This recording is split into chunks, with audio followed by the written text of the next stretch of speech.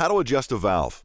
The flow control knob works very similar to a hose bib or gate valve, as its main function is to either fully allow or restrict the amount of water passing through the valve.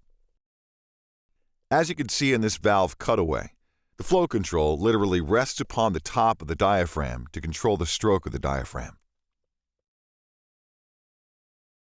To properly adjust the flow control knob, turn the flow control knob all the way down. Then open it up one full turn. Turn on the valve electrically.